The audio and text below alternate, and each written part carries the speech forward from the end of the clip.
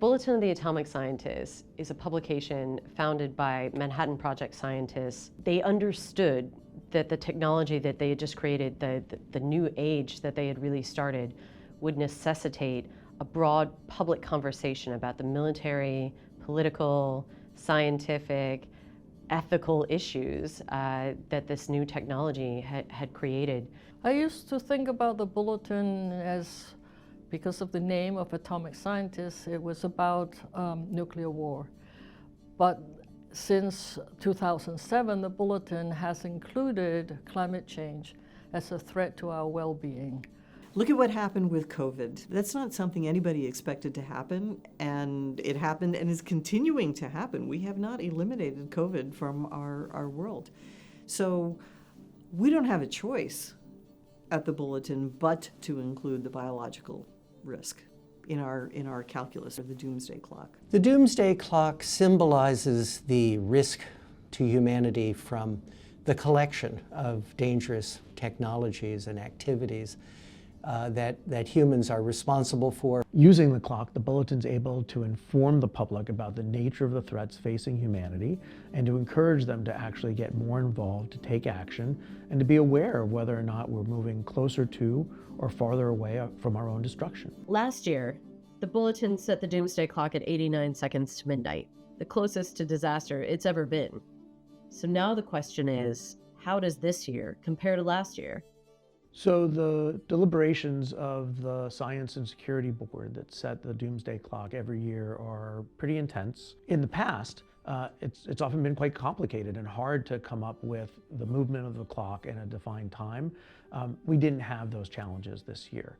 In every area, we have failed to take the steps that are necessary to reduce risks, and there are new developments in every area that make the risks greater. In nuclear, we are seeing leaders across the globe with nuclear weapons accelerate their development of new weapons, talk about arms racing and trying to outdo the other, the possibility of resuming nuclear testing, deploying new, more dangerous types of nuclear weapons, and active conflicts among and between nuclear states and in regions of nuclear tension. You have now many countries around the world investing tens of billions of dollars to modernize and diversify their nuclear arsenals. You're seeing the leaders of those countries talk more willingly about the utility of nuclear weapons, not just in a political sense.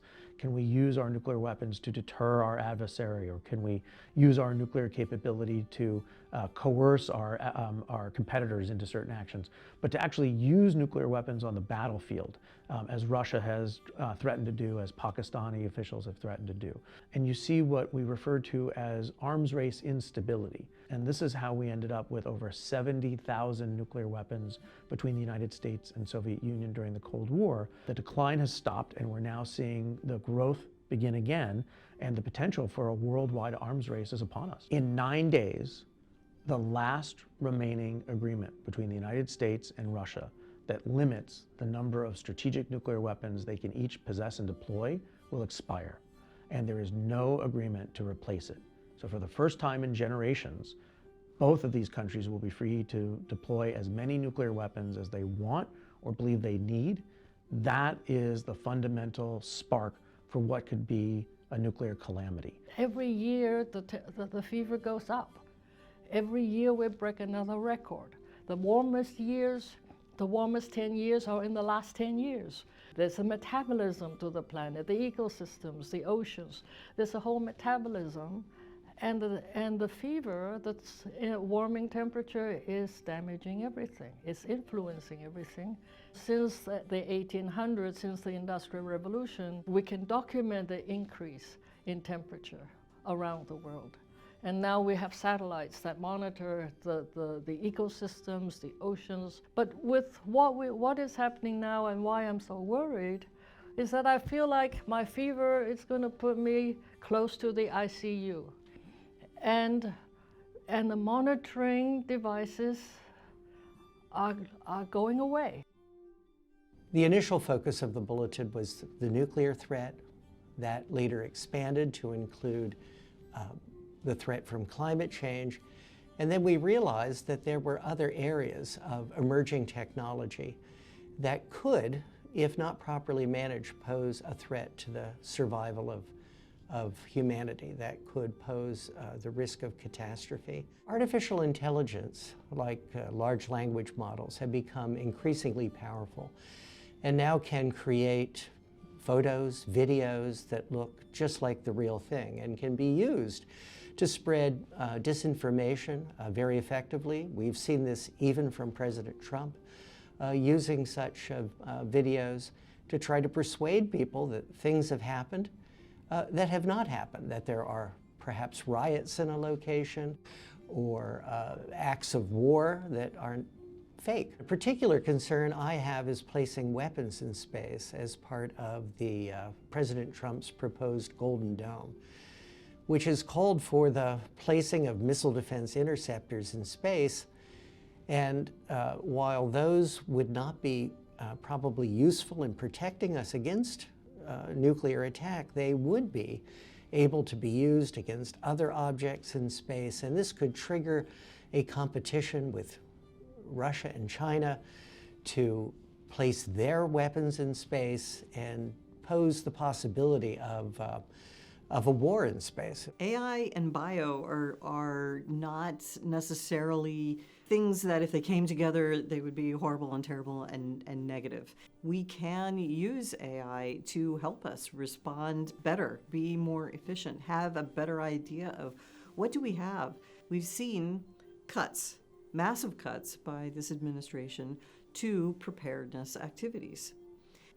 But what that's done then is that it has reduced our overall preparedness. We are not going to be able to be as effective and as efficient in responding as a result.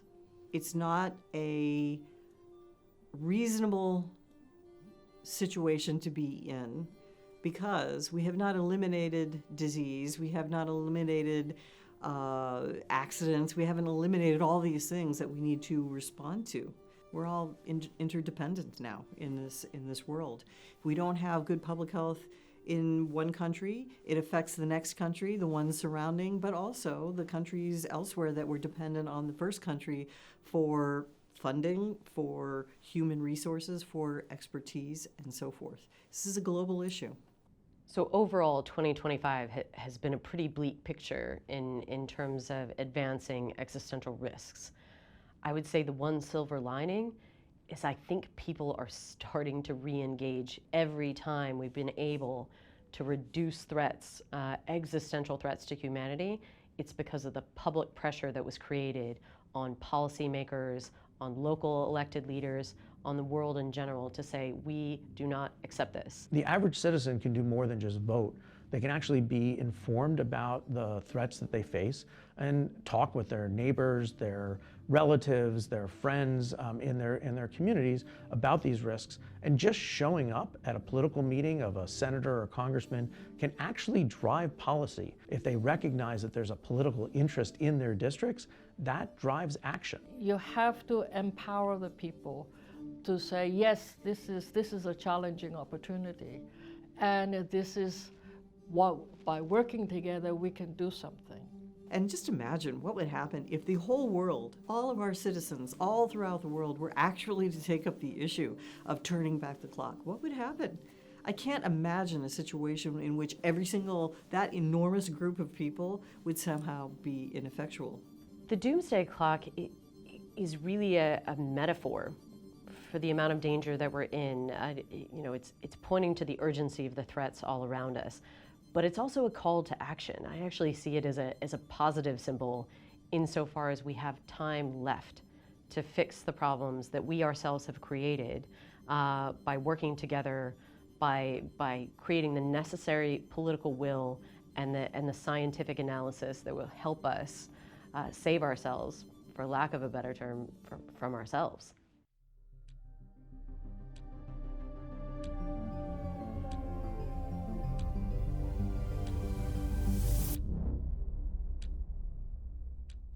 Thank you for joining us today.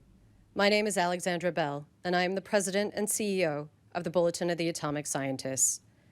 It is the determination of the Bulletin's Science and Security Board that humanity has not made sufficient progress on the existential risks that endanger us all.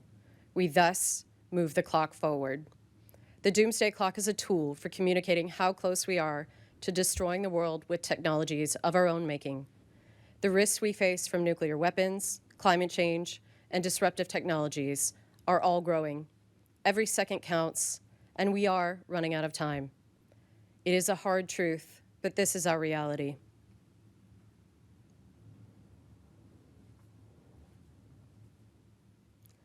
It is now 85 seconds to midnight. This is the closest the world has ever been to midnight.